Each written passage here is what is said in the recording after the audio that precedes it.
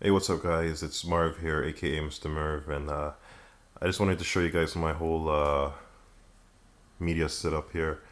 Um, I know we discussed about it on Google Plus a few days ago, and you guys were asking how my whole setup was like. So I'm going to show you guys like all my components that makes this whole center.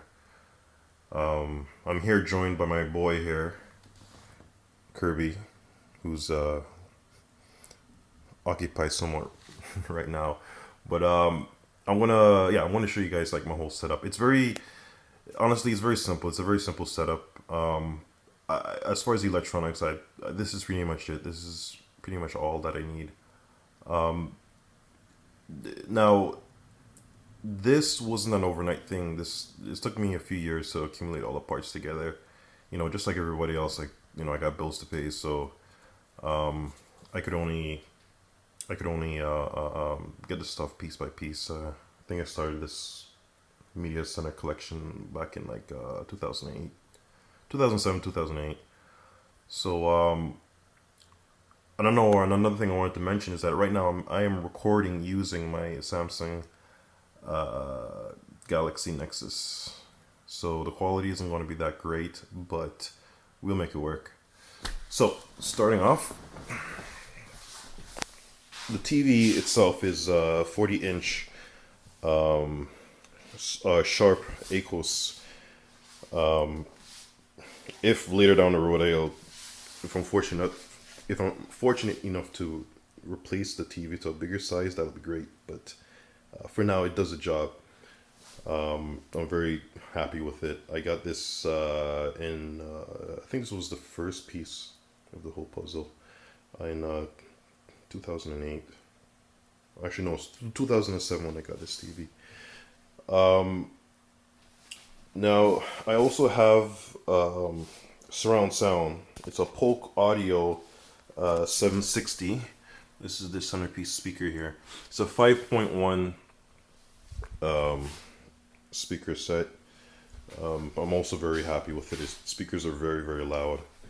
And I have it at ear level when you're sitting on the couch. And subwoofer really packs punch. It's a really great subwoofer. I got that, and truly in the main star of the show, my receiver. It's a Harman Kardon AVR 254. I got the receiver and the speaker set as an open box deal at Future Shop a few years ago, and I paid less than half price for both of them. So I really, really lucked out on that. I just happened to be walking into Future Shop, and the box was open, and I checked it out. The only thing that they say might have been an issue was the fact that they didn't have a remote, but they gave me a remote for another or a similar Harman Kardon receiver, and that remote works for this one. But yeah, this receiver is great. It's a 7.1. It provides three HDMI outputs, one HDMI input, and there's so much different connections in the back. Like I'll never need to replace this receiver ever. Originally, I used to have a Sony receiver, but it was a problem because my computer connected to the receiver was HDMI, and the receiver was a pass-through HDMI signal. So meaning that if you want to have HDMI input to your receiver and to have the output go to your surround sound speakers, it needs to have HDMI processing. Unfortunately, that Sony model did not have the processing, so I had to get rid of it in order for me to enjoy HDMI surround sound. I also have my PS3 here, which is also connected by HDMI. And before the PS3, I had this DVD player. But since I got the PS3, I don't really use this DVD player. It's not even connected right now. On top here we have my PS3 controller and a second player controller for my computer. And right here is the star of the show, which is the computer itself. It's Acer Revo 3610 net top. I got this on Boxing Day. There was a Boxing Day sale back in 2009, I believe it was. 2009. Before that, I had a large computer connected to my receiver, but I opted to get something nice and small, and it's easy to fit beneath the TV, and it's not intrusive. So I have connected to this is an eSATA cable that connects to an external hard drive.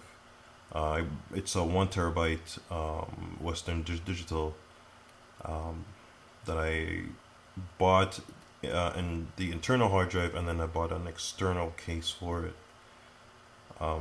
Using eSATA, it helps with the speed. I mean, you can always do USB, but I just chose eSATA because I could pull the data from the hard drive at a much faster rate. Now, this computer here is not really fast. It's not top of the line. Even when I bought it a few years ago, it wasn't top of the line then. It's 2 gigs.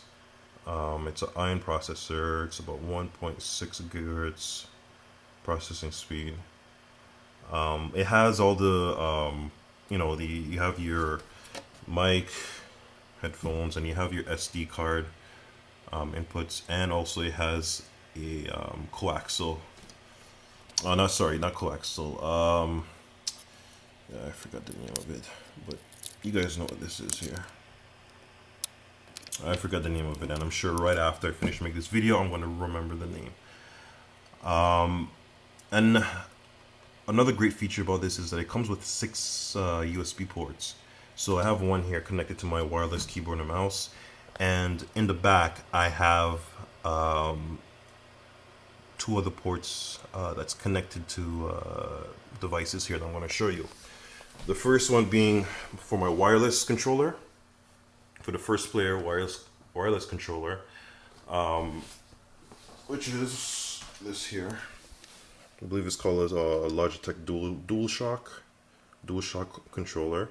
This is actually really good because I found out by accident that if I plug this into my PS3, it could double as a PS3 controller also. That I never knew. Maybe it's because of its older model or what the case is, but I don't really have to buy a second PS3 controller. The second plug into the USB is my infrared receiver for my remote. So this allows me to control my XBMC with a remote controller. Now, speaking of remote controllers, these are the 3 controllers I would have been using had I have not bought this. Yeah, so this one would be for the TV, receiver, and DVD, which I don't really use. But instead, I opted for this. I found a deal on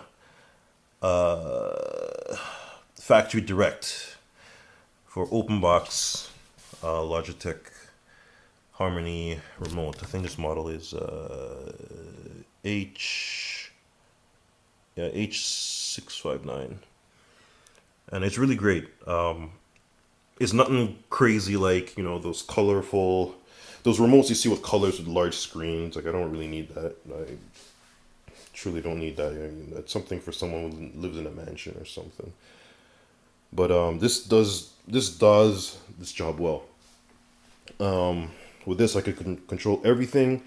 It's programmable, and it even has a light feature, which I find cool. But yeah, this is my main remote that I use for everything, including XBMC, to navigate through all the menus and everything. One of the things I also have to mention is that this infrared remote, I had to buy this as a package with the Microsoft remote. I got this. I got this as a package off of Canada Computers. I think I paid $25 for it. Being that I needed this to work. This also works with my Harmony remote. The Microsoft compatible remote itself is not bad either. I mean, it has all the buttons you'll ever need, and it's quite nice. But I don't really need it because I have my Harmony remote.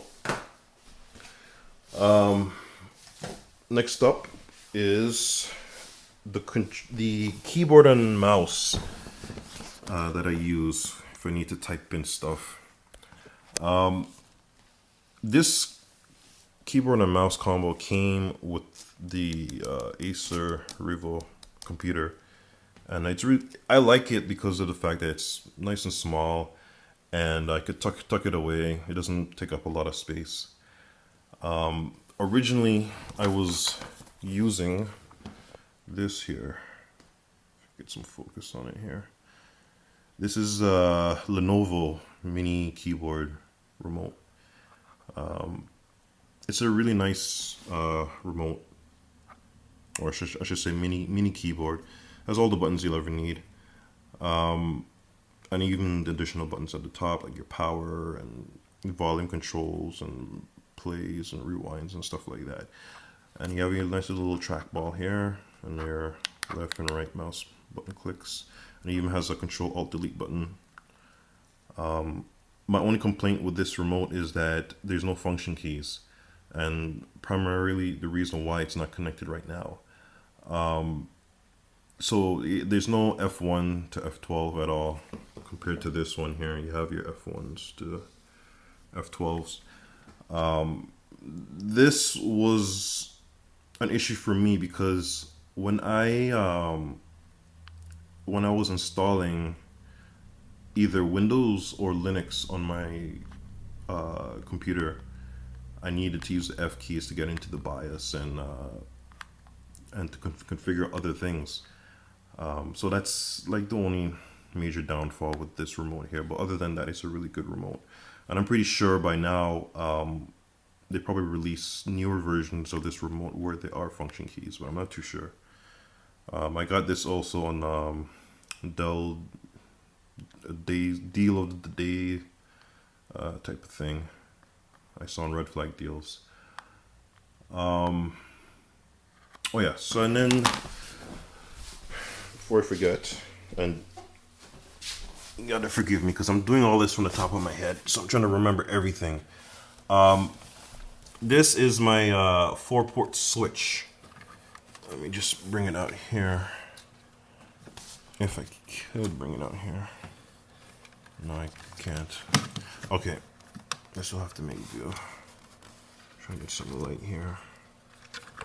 Oh, one of the plugs fell out, but that's okay. This is a TrendNet 4-port switch. I also saw this on Dell Deals of Days or Days of Deals or whatever it's called. Saw it selling, I think for like, between like 15 to $20 a few years back. And I actually bought two, one for the main floor and one for upstairs where I also have a ATV2 connected to my network.